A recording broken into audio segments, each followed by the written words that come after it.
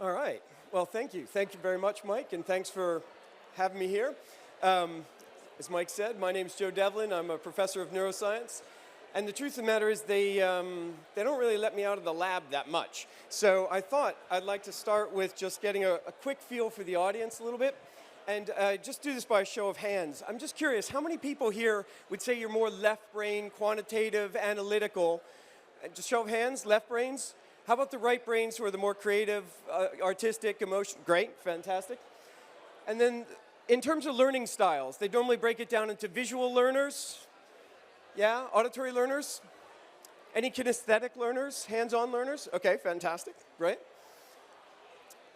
And then I'm curious, how many people have heard that consumers make decisions at the level of their lizard brain? Or perhaps you've worked on campaigns where you've aimed at lizard brains. Does anybody run into this one? Brilliant, thanks. Okay, so all three of these are neuromyths. And they're very common. They come up all the time. They come up for lots of different reasons. The left brain, right brain is something that is state-of-the-art, turn of the 20th century, when the scientists thought that there was something to that. Turns out we've moved on a little bit. The learning styles is really intuitive because most people feel that they have a learning style, but every single time it's ever been tested, there's no evidence for it whatsoever. So that's a really common one. And the lizard brain's my favorite. This is basically a complete misunderstanding of the way evolution works, but it's super common, particularly in marketing. So just as a context, I want to talk a little bit more about attention and some of the myths associated around attention. And I'd like to start, hopefully, right, with just talking about what is attention, right? So this is William James, who's considered the father of psychology. And William James says that everybody knows what attention is. It's the taking possession of the mind in clear and vivid form of one of what seems several simultaneously possible objects or trains of thought. And this is very intuitive, right? There's a real sense that what attention is focusing a limited amount of resources on something and ignoring some of the other things, right? Like that fits with our ideas of attention. But amusingly, in terms of the science, there is no consensus on what attention is. Visual attention's not quite the same as auditory attention. There's divided attention, there's sustained attention, and all of these things look slightly different to each other, which makes it really hard to measure attention, right? Which is something that a lot of people right here are very, very much interested in. So I want to talk to you a little bit about that. A good example of this is attention span. So you may have heard that over the years, like particularly across generations, attention spans are getting shorter. So the classic is that in 2000, that attention spans were about 12 seconds long on average for human beings, but that by 2012, we were down to about 8 seconds. And the important thing that they argued was that this is actually slightly less than the attention span of a goldfish, which they argue is about 9 seconds, right? So the piece of research that this was based on was a white paper that Microsoft put out based on some surveys they did. So there wasn't a whole lot of evidence to this, as you might imagine.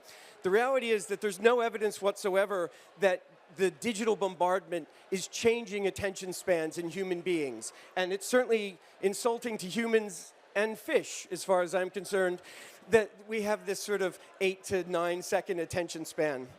Anybody's curious, happy to talk to you about how you would test fish attention span, but I think it's a little bit outside the scope of what we're going to do today.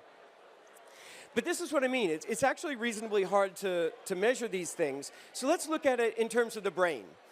There are two ways to think about measuring brain activity. One is to look at electrical activity in the brain waves, and that's normally done with electroencephalography, or EEG, which is shown here on the left. And the other is to look at the parts of the brain that become more active as you're doing particular things, attending to information. And that's normally done with magnetic resonance imaging, or MRI, on the right. And I just want to point out something called a P300, which is the orange wave. P3, or P300, is a neural marker of attention. So when you're attending to something and it really captures your attention, you see this. That was an unintentional P3. It really captures your attention. And you can see this in the electrical activity. Amusingly, something much like this happened years ago. I was in a talking at a conference where Mike Posner was speaking, and Mike is one of the pioneers of attention research in the brain in the world. And about 10 minutes into his talk, he just simply collapsed on stage. So he had done what you're not supposed to do, which is to lock your knees while you're speaking, and he had what's called a vasovagal response, which caused a drop in his blood pressure, and he just collapsed. And when he woke up, the first thing he said was, well, I bet that caused a bunch of P3s, which is a very neuroscience kind of joke. So it's interesting because this is kind of attention capture or novelty aspect. And we can see something slightly different when we look at brain activity. This is the kind of pattern of activity that you would see in what's called a Posner attention task, which is more a sustained visual attention, where you see certain areas of the brain characteristically activated. Two of them are what are known as the frontal eye fields, those two areas that I'm marking. And the importance of the frontal eye fields is they play an important role in how your eyes are moving. And of course, one of the things that we do a lot in trying to measure attention is we use eye tracking. And there's good reason for that. This is an important aspect of sustained visual attention. So I want to play you a short little ad that was done with eye tracking to just sort of illustrate this.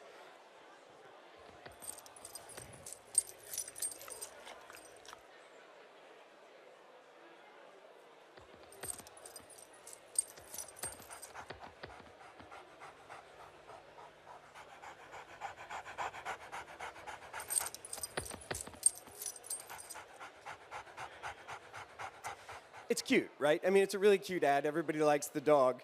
But Nielsen, Consumer Neuroscience, did some work on this. They did eye tracking. And what they found was that with that original ending, the one that I showed you, the attention, which is shown here as a heat map, is actually on the dog and not on the call to action. And this ad was not performing very well. And this is a really nice example of where eye tracking can give you actionable intelligence, because what they did was they re-edited the end to take the dog out, and all of a sudden the attention's on the call to action. They saw a great deal of improvement in terms of the click-through rates and the responses that they were getting. So it's certainly the case that eye tracking can give you useful information. But what I want to basically ask is attention all we need, right? We talk about the attention economy a lot, and there's a real focus on visual attention. And of course, in terms of the classic marketing funnel, the awareness is essentially attention, right? But I'm going to suggest to you that measuring attention, particularly in terms of eye movements, has some real limitations too. So I want to just play this short video for you. Pay attention to the guy here. He's asking directions of this woman.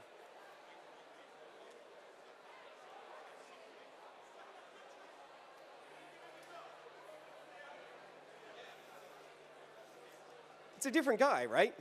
She had no idea. Now, he had stood there talking to her in advance, looked at him in the eyes, so if you had tracked where her attention was, it would have been on his face. And then we replaced him with a completely different human being, and she's not aware, right?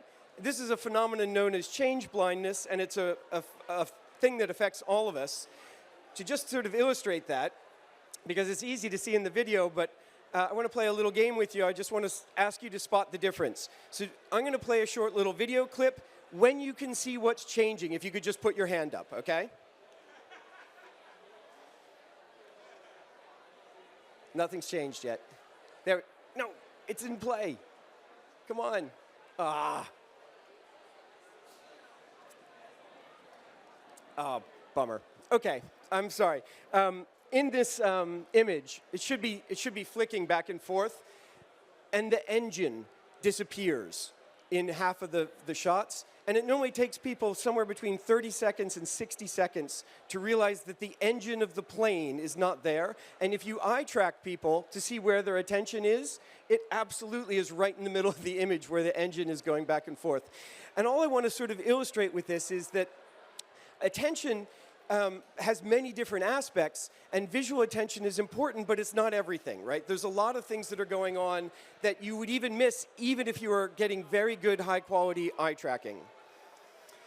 So when I think about this marketing funnel, I actually sort of like to just change it a little bit in terms of more cognitive functions and think about it in terms of attention is good. You want to capture people's attention, but it's mostly good if it then gets you to get some kind of emotional attachment, emotional engagement.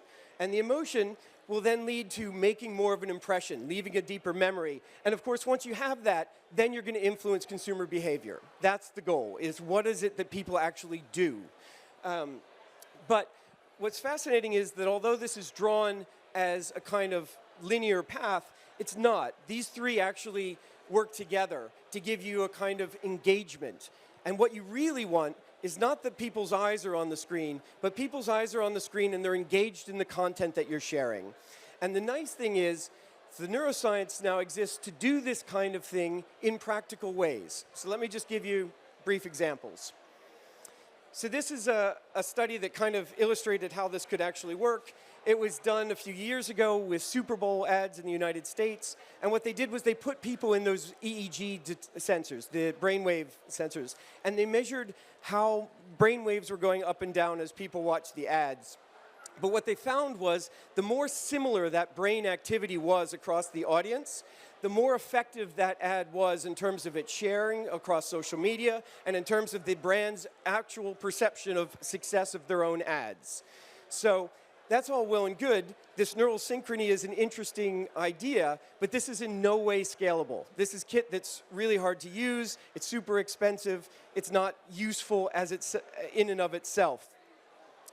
But there's another way to look at this, and that is to simplify things. So rather than using the EEG to measure all of your brain waves, you can use biometric devices, a bit like the Apple Watches or whatever it is that most of us are wearing, to look at a system that gives us electrodermal activity. And what's happening is the amygdala is an area of your brain that's involved in emotional processing. So the more you're engaged in that emotional story, the more you're attending, the more you're going to remember it, the more activity you see in the amygdala, which drives a system which among friends is known as the hypothalamic pituitary axis, or the HPA for short. And that changes your physiological reaction. It changes your heart rate, it changes your sweating and things like that, breathing. And we can measure that with simple biometric tools that you wear at the wrist. And this is where things become a bit more scalable. So for instance, this is actually the kit that we use. It looks like shit, frankly. Nobody's ever done any UX on it, but they're cheap and they're cheerful and they work and they're really good. Whereas in contrast, the devices that we typically wear as consumers don't tend to give you very good data. So if you happen to be from Apple or Samsung or Fitbit and you're in the room, I'm sorry. It's not bad, but it's not actually useful. So we can do these kind of experiments where you only have small groups of people, 40 to 100 people, right? All wearing these kind of devices while they're looking at content, and we can measure essentially a neurological engagement score by measuring the synchrony of these responses across the audience. And I just want to, I'm hoping that this video actually plays because you're probably familiar with this ad. This was a very popular award-winning ad for dairy milk. And what's going to happen is as the ad plays, you're going to see the neurological engagement score play second by second.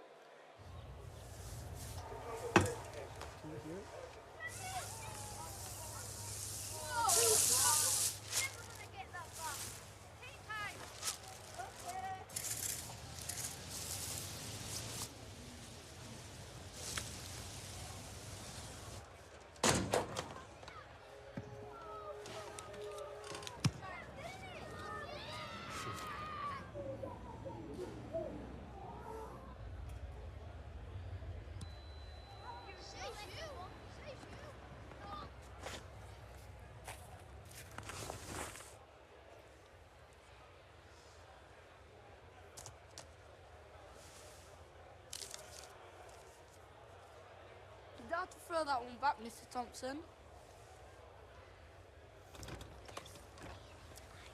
Right, okay, so it's a cute ad, There's right? a glass and a half in everyone.